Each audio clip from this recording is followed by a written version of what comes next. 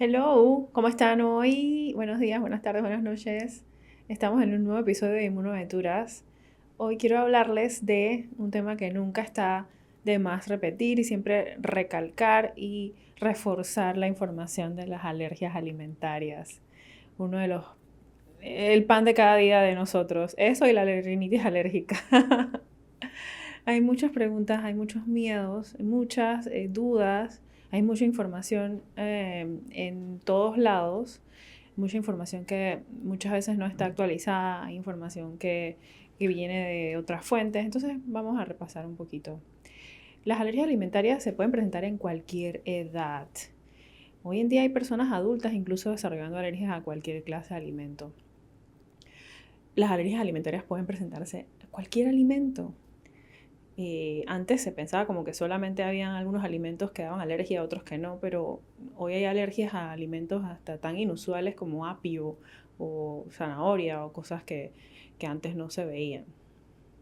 O pienso que antes tal vez no se detectaban o no se publicaban o no se divulgaban.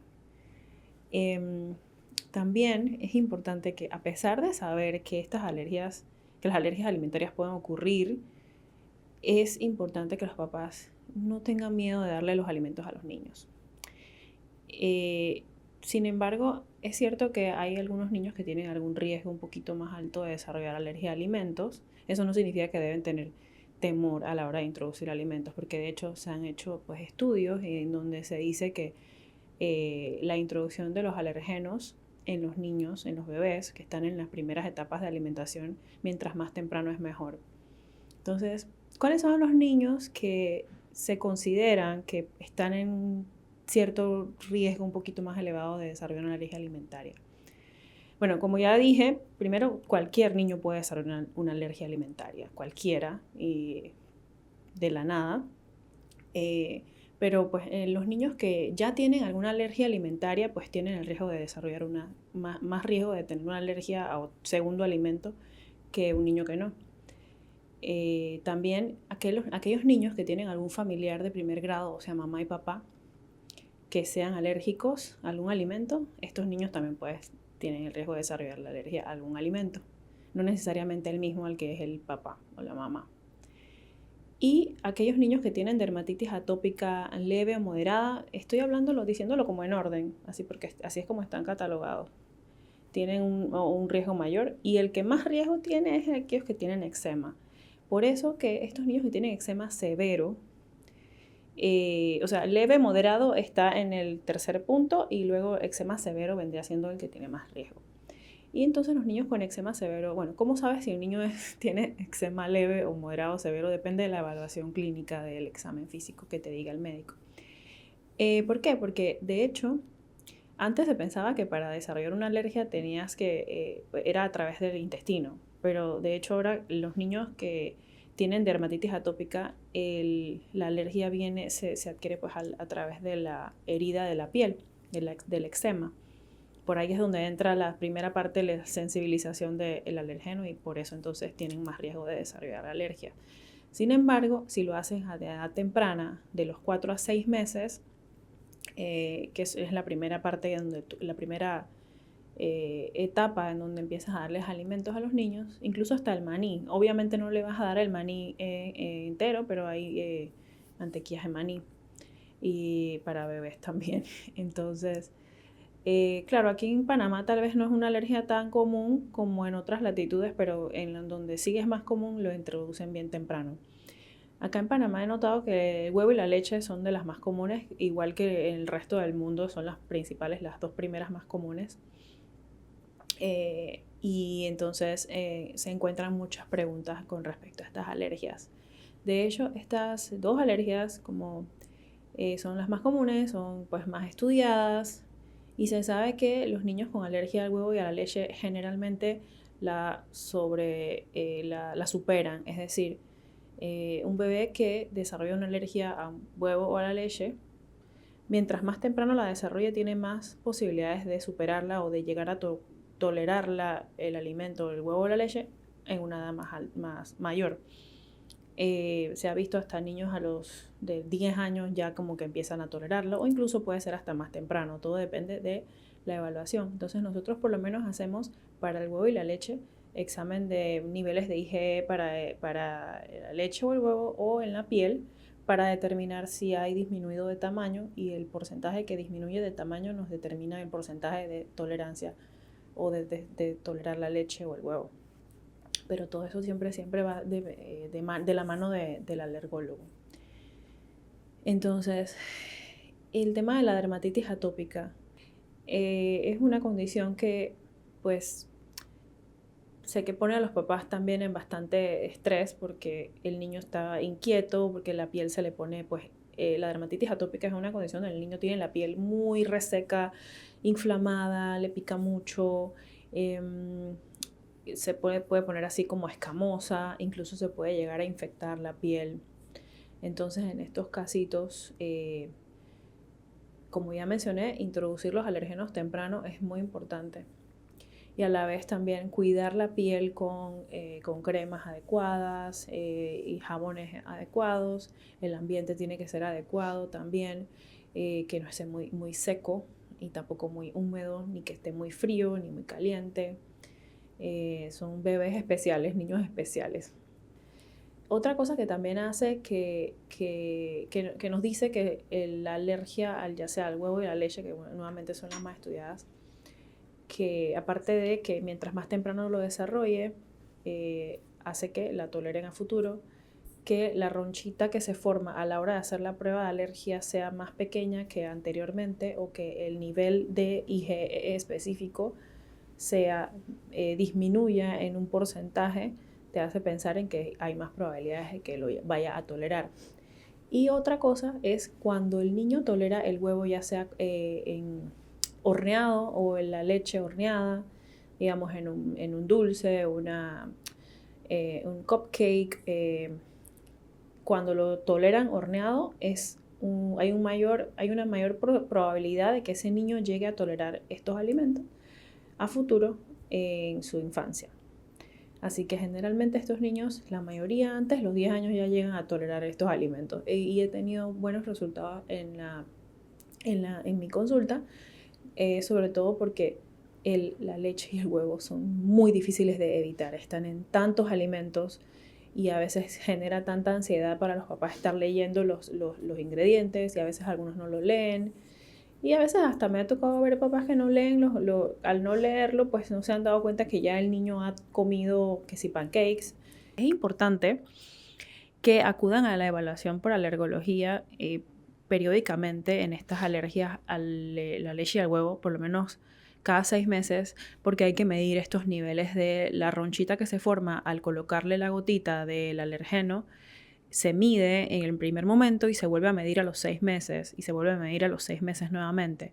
O si el médico prefiere, también lo puede hacer con los niveles de IgE específico para la leche o el huevo en sangre, y al medir el porcentaje que disminuye. Digamos que si la primera vez que el niño lo fuiste a ver tenía niveles de IgE para el huevo en 100 y la segunda vez que lo ves ya lo tiene en 50, eso significa que el niño tiene 50% de probabilidades de llegar a tolerar el huevo o este alimento, el que sea que estés usando, por ejemplo, porque estoy poniendo un ejemplo, sería entonces 50% de que lo llegue a tolerar en su infancia. Por eso es importante que vayan a la consulta y lo hagan las cosas medidas, porque a veces no lo hacen o empiezan a introducir los alimentos en casa y yo le di un poquito de huevo para probar y después vomitó. Y ojo, eso es peligroso, porque si vomitan, eso significa que ya estamos causando ya síntomas sistémicos. Así que hacer las cosas con más cuidadito es mucho mejor. Y nuevamente con la dermatitis atópica, como mencioné, estos bebés que tienen los brotes así, muchas veces también puede que la dermatitis atópica sea exacerbada por algún alimento. Pero ojo, llega una pregunta muy común, es que piensan muchos papás que la dermatitis dermatitis atópica es causada por X o Y alimento, y entonces quieren que uno haga la prueba de alergia. Entonces allí, lastimosamente, el mecanismo por el cual el alimento causa una exacerbación de la dermatitis atópica no es el mismo medicamento por el cual el alimento causa una alergia mediada por IgE, porque no es mediada por IgE, es otro tipo de brote. Entonces no lo podemos determinar con la prueba. Solamente se determina por la clínica. Y como la clínica que se está presentando es aparatosa, se pueden hacer modificaciones en algunos alimentos en esos casos, conversando con el médico y conversando con los papás, porque si la clínica no es muy aparatosa y es un alimento importante para la dieta, digamos que de repente si cuando toma leche se pone un poquito más rojo y al rato se le quita, puede ser que llegue un momento en que deje de suceder eso. Pero si eso que le ocurre es muy aparatoso, entonces lo suspendemos. Pero esto no estoy hablando de alergia grave, sino más bien una exacerbación de la dermatitis atópica.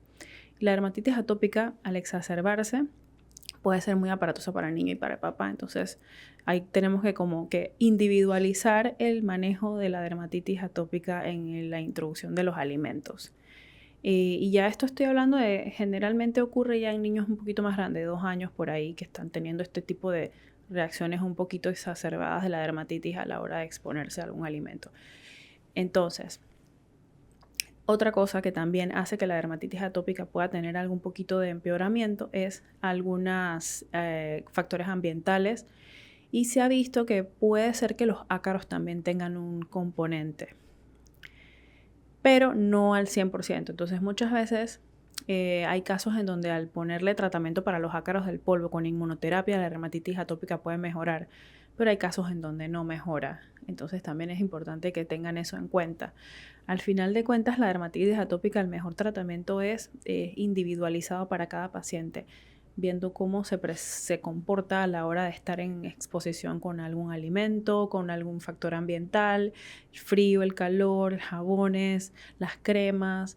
Muchas veces como médicos mandamos una crema para el paciente y a veces no funciona. Y no es que el médico sea malo y que no haya dado, definitivamente no logró tener el resultado, pero es que todo esto a veces es muy dependiente del paciente. Entonces, por eso es bueno que vayan a una consulta nuevamente con el médico que les indicó la crema, para que entonces le indique una nueva y se haga entonces ensayo y error con el tema de las cremas emolientes y jabones para la dermatitis atópica. Y evitar estar utilizando cremas recomendadas por personas que no son del área de la salud o que no saben del manejo de estas condiciones. También evitar seguir recomendaciones en la medida de lo posible, evitar seguir recomendaciones de personal que no es médico en cuanto a introducción de alimentos o en cuanto a exposición del niño a ciertas cosas. Una de las cosas que también me ha pasado con la dermatitis atópica es la exposición a las piscinas. Las piscinas, el cloro es muy irritante y si van a ir a la piscina, yo prefiero evitar las piscinas en estos niños con dermatitis atópica. Y en caso de que tengan alguna actividad de la escuela y que sea muy importante que el niño se bañe muy bien inmediatamente apenas sale de la piscina para retirarse todo el exceso de cloro que pueda tener en la piel y lavarse con el jabón especial, que debe ser un jabón sin detergente. Generalmente no hacen mucha espuma este tipo de jabones, pero son muy buenos para las pieles atópicas, y con su crema emoliente. Y sin embargo he tenido niños que de repente cuando van a la piscina, los papás no están en la escuela en ese momento y nadie se fija, y el niño llega a la casa con el olor a cloro encima y la piel toda irritada, y ya es demasiado tarde. Si hubiese alguna manera de que en la escuela, cuando están yendo a la piscina, haya alguien que esté pendiente de que el niño se cuide la piel, por favor, hagan algo de repente con la maestra o algún otro, el profesor de educación física, no sé, pero eso ayuda mucho a que se controle la exacerbación de la dermatitis por la exposición al cloro de la piscina. Importante es enjuagarse muy bien, colocarse el jabón sin detergente, la emoliente, súper importante. Y otra cosa que también a veces pasa y que queremos evitar es el uso excesivo de los corticoides tópicos para la dermatitis atópica, que también pues tenemos efectos que manchan la piel y tiene también otros efectos adversos a largo plazo la dermatitis atópica. Y me cambio de tema porque estaba hablando de alergia alimentaria, pero es que son cosas que están muy entrelazadas y son consultas muy comunes en mi consulta, valga la redundancia. Entonces, sí, volviendo a las alergias alimentarias, el huevo y la leche son las más comunes y las más estudiadas. Recordar que no tener miedo de introducirlas. Si el niño ya es alérgico a algún alimento, puede que desarrolle alergia a otro alimento, pero no tener miedo de introducir estos alimentos en general. Otra de las cosas que ocurre con las alergias alimentarias, que es interesante, la alergia al camarón, hay una reacción cruzada con muchos de los insectos. Yo siempre he dicho que el camarón es una también de las más comunes, pero en los adultos, de hecho. Entonces, los camarones yo siempre he dicho que son los insectos del mar, son como las cucarachas del mar. Yo tenía una colega en donde me entrené que le daba asco comer camarón por eso. Y bueno, yo nunca lo había visto de esa manera hasta que lo estudié y me di cuenta que los camarones tienen reacción cruzada con cucarachas, con ácaros, con parásitos. Y hay un diagrama en donde salen todos esos bichos que son familia de los camarones. Y si tú lo ves, es probable que no quieras volver a comer camarón. Sí, tienen una proteína que se llama tropomiosina, que es la misma proteína en comparación que todos la tienen, y por eso las personas que comen esto pueden tener esa alergia. Entonces, lo de los ácaros es interesante porque muchas personas son alérgicas a los ácaros del polvo y tienen el tema de rinitis alérgica y a la vez tienen entonces este problemita al comer los camarones. Ojo, muchas personas tienen la tendencia, y los he visto sobre todo en adultos, que a la hora de querer comer camarones porque les gusta, se toman un antihistamínico y van y se comen el camarón. Ojo, esto es peligroso. El tomar un antihistamínico antes del alimento que te causa la alergia no te garantiza que te va a evitar que tengas la alergia. Tú puedes tener una reacción incluso anafiláctica. Es decir, una reacción anafiláctica, repasando, es aquella en donde se te baja la presión o tienes problemas respiratorios, se te tranca la vía respiratoria, como dice la gente, o que puedes llegar a tener deshidratación por diarreas o vómito secundaria a una reacción al comer un alimento al cual eres alérgico. Así que, ojo, tomar antihistamínicos no garantiza que no vayas a tener la reacción alérgica. Y entonces la dermatitis atópica está muy asociada a los alimentos, pero los alimentos no son la causa de la dermatitis atópica. Esa es una conclusión de todo lo que hemos hablado hoy. Espero que les haya gustado y nos vemos en una próxima Inmunoaventura. Bye bye.